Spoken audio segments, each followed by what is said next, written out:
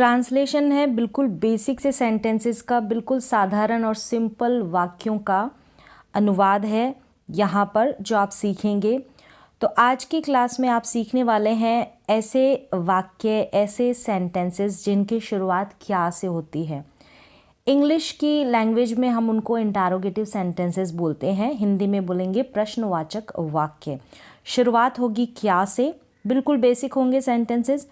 तो आप अभी सेंटेंसेस देखेंगे तो आपको क्लियर हो जाएगा। शुरुआत होगी क्या से और इनका जो उत्तर होता है, आपको ध्यान रखना है, इनका जो आंसर होता है, उत्तर होता है, वो हाँ या ना में दिया जाता है, यस और नो में दिया जाता है। जब भी ऐसे इंटरोगेटिव सेंटेंसेस, प्रश्नवाचक वाक्य बनाए जाते हैं या फिर इस तरीके से आप किसी से प्रश्न भी करते हैं इंग्लिश में, वाक्य की शुरुआत क्या से हो रही है, तब वहाँ पर उनका जो उत्तर होता है, उनका जो जवाब होता है, वो हाँ या नहीं में दिया जा सकता है। तो अब कर लेते हैं ट्रांसलेशन की बात, अनुवाद की बात।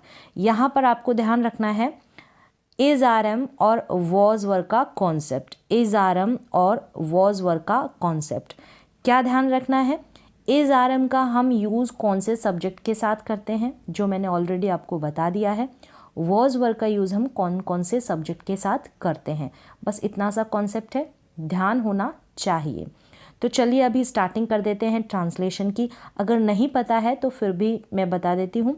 इज़ का यूज़ करेंगे हम, ये जो इज़ है इसका यूज़ करेंगे हम कोई भी वाक्य में है का सेंस आएगा, ठीक है। ही, शी, इट और कोई भी सिंगुलर नेम होगा उसके साथ हम इज़ का यूज़ करेंगे। ही, शी, इट और कोई भी सिंगुलर नेम, राम, सीता, गीता, इस तरीके से। आर का यूज़ करेंगे, आई का देख ले आप, आई के साथ हम एम का यूज़ करेंगे, आई के साथ हम एम का यूज़ करेंगे। We, you, they, we, you, they और प्लूरल सब्जेक्ट के साथ हम आर का यूज़ करेंगे। फिर देखिए वॉज और वर, आई के साथ वॉज का यूज़ करेंगे, ठीक है, आई के साथ, और यहाँ पर आई के साथ हम एम का यूज़ करेंगे। वॉज और वर सेंस देंगे था का, और ये जो इज़ आर एम है ना, ये सेंस देंगे, मीन देंगे है का, ये भी ध्यान रखना है। आई के साथ वॉज का यूज़ किया, ही, शी, इट और सिंगुलर नेम होगा वहाँ पर हम वॉज का यूज़ करेंगे। वी, यू, दे और प्लूरल सब्जेक्ट के साथ हम वर का यूज़ करेंगे। अब देख लेते हैं ट्रांसलेशन। जैसे कि यहाँ पर पहला वाक्य है, पहला सेंटेंस है, क्या मैं अच्छा हूँ। ट्रांसलेट करेंगे, क्या मैं अच्छा हूँ। क्या से शुरुआत हो रही है। अब शुरुआत में हम ये जो एम लिखा है, कैसे लिखा है, सबसे पहले हूँ का सेंस आ रहा है और यहाँ पर जो सब्जेक्ट है आई है, ठीक है, आई है, मैं है ना, मैं को इंग्लिश में आई बोलेंगे।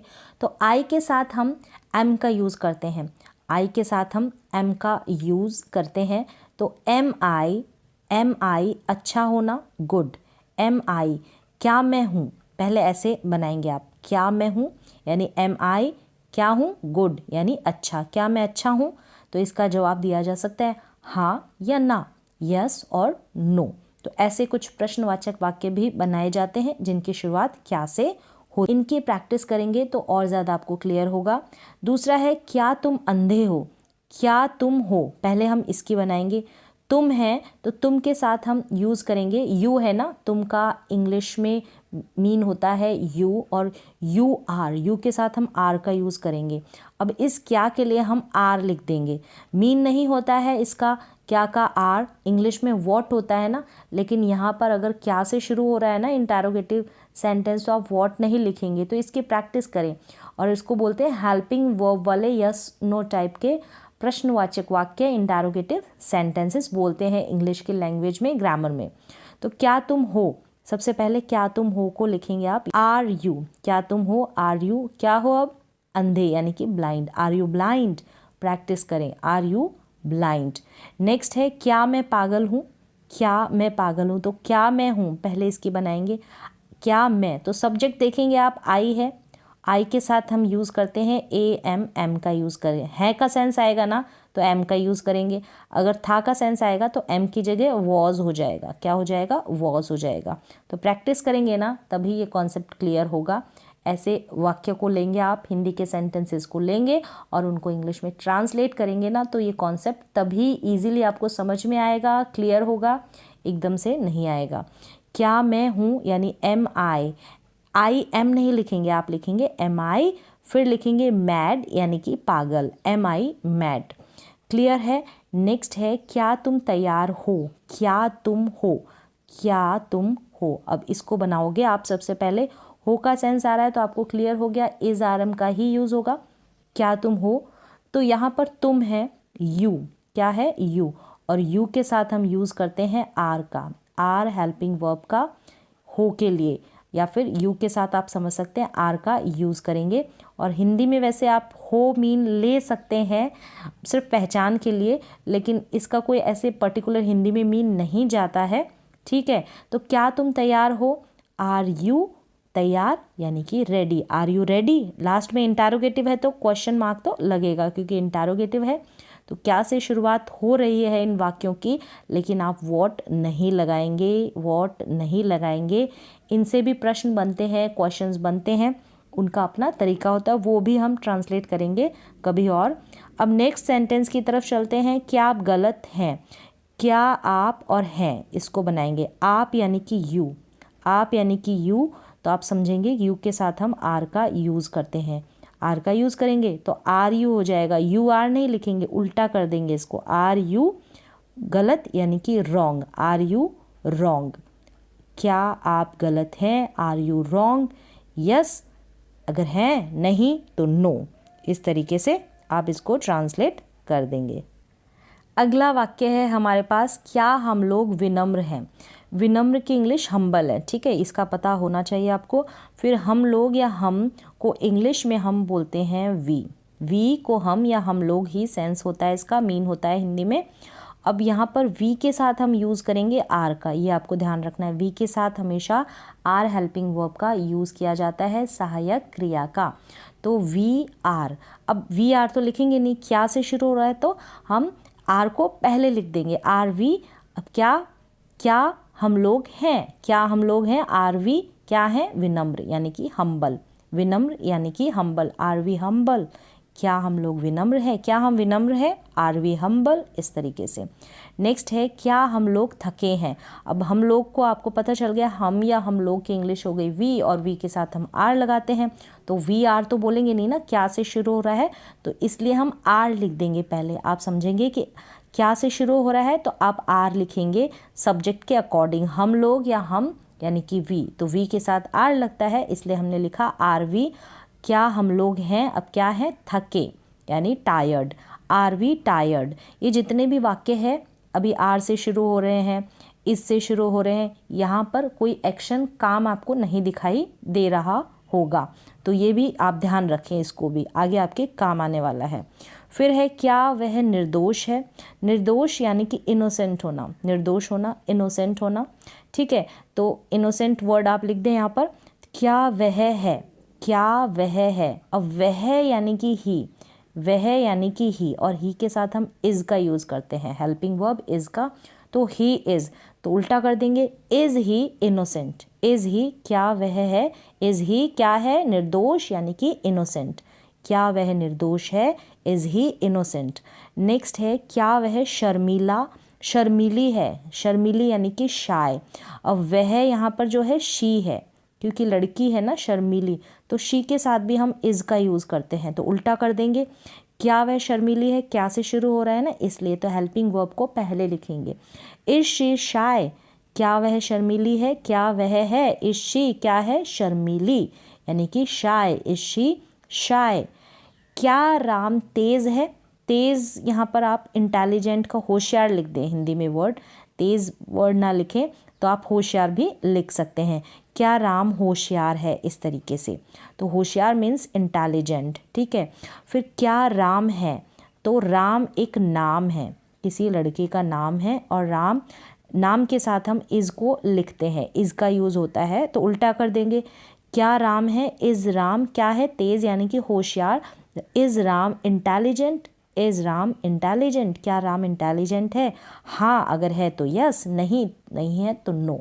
इस तरीके से यस और नो टाइप के ये प्रश्नवाचक वाक्य होते हैं, इनको आप इस तरीके से यहाँ है क्या मैं खुश था। अब यहाँ पर क्या मैं था है, था का मतलब यहाँ पर वॉज वर का यूज़ होगा, था का मतलब वॉज वर का यूज़ होगा। सब्जेक्ट देखेंगे मैं है यहाँ पर, यानी कि आई, और आई के साथ हम यूज़ करते हैं वॉज का, आई के साथ हम यूज़ करते हैं वॉज का, तो उल्टा कर देंगे।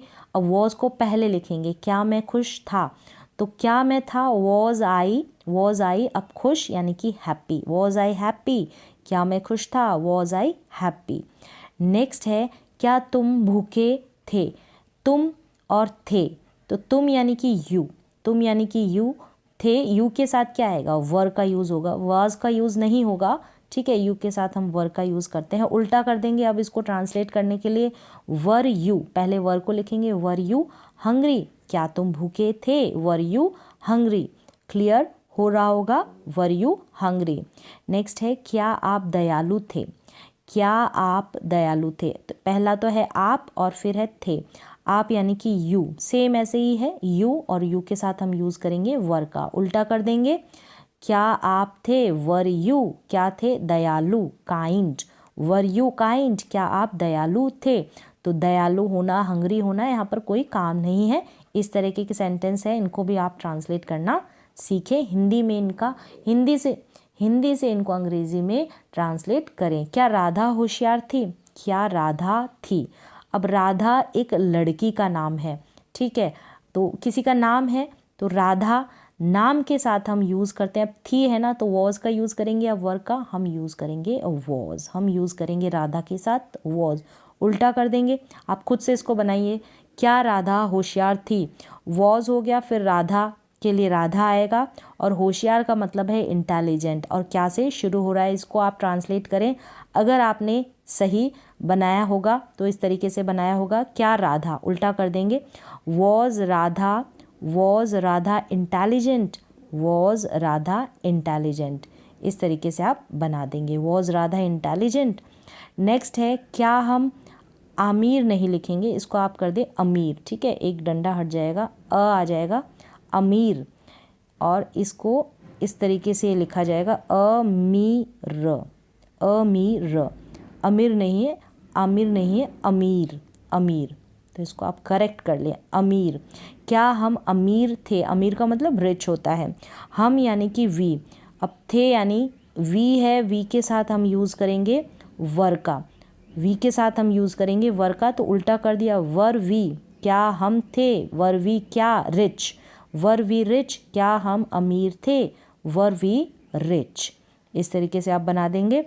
क्या वे लोग गरीब थे, क्या वे लोग या वे का मतलब होता है दे, क्या होता है वे लोग, या वे को हम इंग्लिश में बोलेंगे दे, और दे के साथ थे है ना, तो दे के साथ आएगा वर, दे के साथ यूज़ होता है वर। तो आपको ये पता होना चाहिए कि वर का यूज़ हम कौन से सब्जेक्ट के साथ करें, वॉज का यूज़ हम कौन से सब्जेक्ट के साथ करें। अगर ये और इज़ का, आर का, एम का अगर ये पता होगा तो आप जो हिंदी के सेंटेंसेस है उनको आसानी से अंग्रेज़ी में बना पाएंगे। तो हो गया क्या वे लोग गरीब थे, तो क्या वे लोग थे, तो वर से स्टार्ट करेंगे, क्योंकि वे लोग है ना, वे तो दे हो गया, वर दे क्या थे, गरीब यानी कि पुअर, वर दे पुअर, क्या वे लोग गरीब थे।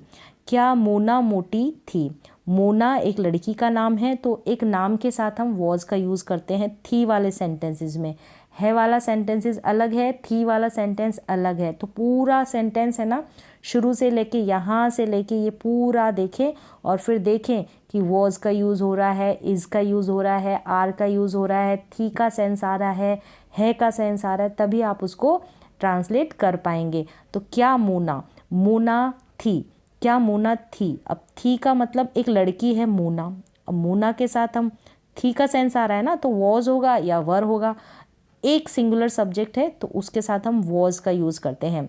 तो क्या मोना थी, वॉज मोना क्या थी, fat, was Mona fat, yes Mona is fat, was Mona fat. क्या आप चोर थे, क्या आप और थे, आप का मतलब है यू, आप का मतलब है यू, और थे यू के साथ हम यूज़ करते हैं वर का, उल्टा कर देंगे, वर यू क्या आप थे क्या चोर, वर यू थीफ, नेक्स्ट है क्या तुम स्वस्थ थे, क्या तुम ऐसे बनाएंगे और फिर थे, क्या तुम, पहले तो तुम को हम बोलेंगे यू, अब थे का सेंस आ रहा है तो यू के साथ हम लिखेंगे वर। अब उल्टा कर देंगे ट्रांसलेट करने के लिए, were you healthy, were you healthy, क्या तुम स्वस्थ थे, वर यू हेल्दी। क्या मैं गरीब था, मैं, क्या मैं और था। अब यहाँ पर आ गया मैं यानी कि आई के साथ हम यूज़ करेंगे वॉज का, WAS वॉज का। तो क्या मैं था उल्टा कर देंगे, वॉज पहले आ जाएगा, वॉज आई पुअर, क्या मैं गरीब था, वॉज आई पुअर। इस तरीके से आप बनाएंगे ऐसे सेंटेंसेस को। और भी आप खुद से ढेरों सेंटेंसेस खुद से बनाएंगे ना, प्रैक्टिस करेंगे, तभी आपको ये कॉन्सेप्ट एकदम क्लियर होगा, क्योंकि जितनी ज़्यादा प्रैक्टिस करेंगे उतना ज़्यादा आप सीखेंगे। इसी तरीके से आप was, were, is, are, am वाले सेंटेंसेस को बनाएं। अब आगे और थोड़े सिंपल से सेंटेंसेस हैं जिनको हमने पहले से ही कर रखा है, तो उनकी भी आप प्रैक्टिस करें। जैसे कि आज गुरुवार है, गुरुवार यानी किसी दिन की बात हो रही है, तब हम क्या करते हैं, गुरुवार, मंगलवार, संडे, मंडे, ट्यूसडे इनकी बात होगी तो हम उनकी शुरुआत इट से करते हैं। ठीक है, ये आपको मैंने पहले ही बता दिया है। इट यानी कि आज गुरुवार है। ठीक है, अब गुरुवार हो गया, इट आपने सब्जेक्ट लिख दिया, है यानी कि इज़, इट इज़ आज गुरुवार, इट इज़ पहले थर्सडे लिखेंगे, और जो एडवर्ब होगी ना टुडे, यस्टरडे, ये वाली हम एंड में लिखते हैं, ये आपको ध्यान रखना है। टुडे, यस्टरडे, टुमारो, इनको हम एंड में लिखेंगे वाक्य के अंत में। तो इट इज़ थर्सडे टुडे, आज गुरुवार है, इट इज़ आज गुरुवार, इसको एंड में लिखेंगे आज गुरुवार, और है यानी इज़, और सब्जेक्ट हमने लिख दिया इट। ये आपको खुद से ऐड करना है इट को, जब हम संडे, मंडे, ट्यूसडे की बात करेंगे तब। मार्च का महीना है, महीने की बात करेंगे ना, तब भी हम इट का यूज़ करेंगे। मार्च का महीना, ये एक साथ आ जाएगा, मार्च का महीना, और है यानी कि इज़, इट इज़ मार्च का महीना, महीना का मतलब होता है मंथ, और मार्च का of March, month of March. इस तरीके से इस का के लिए हमने लिखा ऑफ। इट इज़ फिर the month of March, the लगाया क्योंकि हम एक पर्टिकुलर मंथ की बात कर रहे हैं, मार्च के महीने की बात कर रहे हैं। It is the month of March, it is the month of March. तो इस तरीके से आप द आर्टिकल भी ऐड करते हैं इसके साथ। फिर है तीसरी साल थी, तीसरी साल यानी कि थर्ड ईयर, कहते हैं ना पहली साल है हमारी, ये तो दूसरी साल है, तीसरी साल है, इस तरीके से। थी यानी कि इट का यूज़ करेंगे ना, तो इट के साथ हम थी के लिए, इट के साथ हम थी के लिए वॉज का यूज़ करते हैं। इट के साथ थी का सेंस आता है तो वॉज का यूज़ करते हैं, और है का सेंस आएगा तो हम यूज़ करेंगे इज़ का। ये आपको ध्यान रखना है, इट इज़ और इट वॉज। तो तीसरी साल थी, थर्ड ईयर हो गया तीसरी साल, और थी यानी कि was. It was the third year, particular third year की बात कर रहे हैं तो द आर्टिकल लगाएंगे, द आर्टिकल लगाएंगे। It was the third year, तीसरी साल थी। और जैसे महीने की बात की, पर्टिकुलर महीने की, एक निश्चित महीने की बात की, तो हमने द मंथ ऑफ मार्च, तो द लिखेंगे आप, इसकी भी प्रैक्टिस करें। गर्मी का दिन था, गर्मी का दिन था, यहाँ पर गर्मी के दिन के लिए हमने यूज़ किया समर, और था यानी कि वॉज, तो इट वॉज समर, गर्मी का दिन था, इट वॉज समर, समर यानी कि गर्मी का दिन। इस तरीके से कल शुक्रवार है, कल शुक्रवार है, कल यानी कि टुमारो, कल यानी कि टुमारो, और शुक्रवार फ्राइडे है यानी कि इज़। तो इट लिखेंगे सबसे पहले, इट फिर इज़ आएगा, इट इज़ फ्राइडे, और कल यानी कि tomorrow, it is Friday tomorrow, tomorrow yesterday, इनको तो हम एंड में यूज़ करेंगे। फिर है रविवार का दिन था, रविवार का दिन था, रविवार का दिन मतलब कि संडे, रविवार का दिन मतलब संडे, था यानी कि वॉज, इट वॉज संडे, रविवार का दिन था, इट वॉज संडे। नेक्स्ट है आज गर्मी है, आज गर्मी है, आज यानी कि टुडे, आज टुडे बहुत है ना तो वेरी हो जाएगा, वेरी गर्मी यानी कि हॉट, है यानी कि is, it is very hot, it is very hot today, आज बहुत गर्मी है, very hot today, it is very hot today. Today को हम एंड में लिखेंगे आज, और बहुत गर्मी यानी कि वेरी हॉट। इस तरीके से आप ट्रांसलेट करेंगे ना तो प्रैक्टिस होगी। तो यहाँ पर मैंने बहुत ही सिंपल और साधारण से सेंटेंसेस बताए हैं। तो इनकी इट वाले मैंने ऑलरेडी पहले भी बताए हैं। तो इस तरीके से जितनी आप प्रैक्टिस करेंगे ना, तो इट का कॉन्सेप्ट भी आपको क्लियरली समझ में आएगा। और यहाँ पर वॉज वर वाले सेंटेंसेस बताएं, इज आर एम वाले सेंटेंसेस बताएं, स्टार्टिंग इनकी क्या से हो रही है, और ये इंटारोगेटिव सेंटेंसेस है, यस नो टाइप के इंटारोगेटिव सेंटेंसेस है। और WH फैमिली वाले भी इंटारोगेटिव सेंटेंसेस होते हैं, उनको भी हम ट्रांसलेट करना सीखेंगे, क्या से शुरुआत हो रही है इन वाक्यों की। तो इस तरीके से आप ट्रांसलेट करें और प्रैक्टिस करें। हो सकता है थोड़ा कन्फ्यूज़न रहे शुरुआत में और थोड़ा कंफ्यूज हो जाए कि कहाँ पर इज़ लगाएं, आर लगाएं, तो इसके लिए ज़रूरी है कि आप कितनी प्रैक्टिस करते हैं। तो आज की क्लास में बस इतना ही, मिलते हैं एक और नई एजुकेशनल क्लास के साथ। तब तक के लिए थैंक यू सो मच।